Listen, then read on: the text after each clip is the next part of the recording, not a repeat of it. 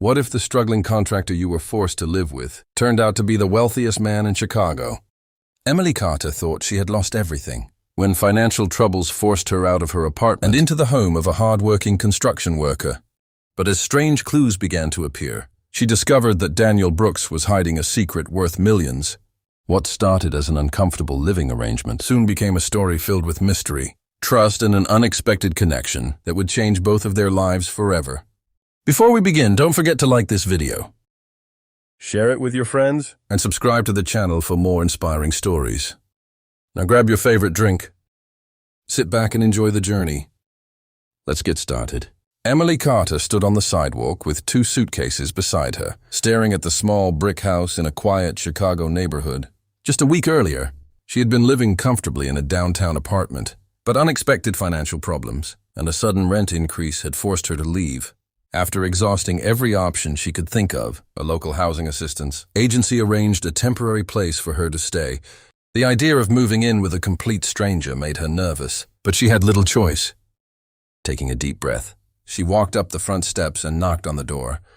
A few seconds later, it opened to reveal a tall man wearing work boots, faded jeans, and a dusty gray shirt.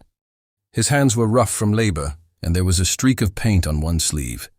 He looked more like someone returning from a construction site than a homeowner. "You must be Emily," he said with a friendly smile. "I'm Daniel, come on in." The house was simple but clean. The furniture was modest, and nothing about the place suggested luxury.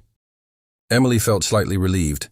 Daniel showed her a small guest room and explained the house rules. He spoke politely and never made her feel unwelcome. Although she remained cautious, she appreciated his respectful attitude. Over the next several days, Emily began adjusting to her new surroundings. Every morning, Daniel left early for work and returned late. Often looking exhausted, he talked about renovation projects, difficult clients, and long hours spent fixing homes. Everything about him suggested he was a contractor, struggling to keep his business afloat. Yet there were things that didn't quite add up. Expensive cars occasionally stopped outside the house. Daniel sometimes received calls from people who spoke to him with unusual respect. Once Emily overheard someone thanking him for helping save a company from bankruptcy. When she asked about it, Daniel simply smiled and changed the subject.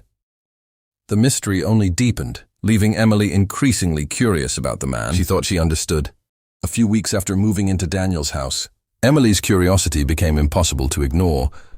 The strange phone calls, the expensive cars that occasionally appeared outside, and the way certain people spoke to him all seemed inconsistent with the life of a struggling contractor. Daniel always brushed off her questions with a smile, but the mystery continued to grow. One rainy afternoon, Emily was home alone while Daniel was at a construction site. A strong gust of wind blew through an open window in the hallway, scattering several papers from a desk in the study. Wanting to help, she gathered the documents from the floor. As she organized them, a few pages caught her attention. They contained ownership records, corporate reports, and financial statements.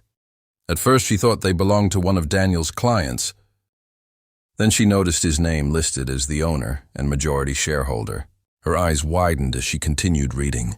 The documents revealed that Daniel controlled several successful companies across Illinois, including real estate firms, construction groups, and investment businesses worth hundreds of millions of dollars.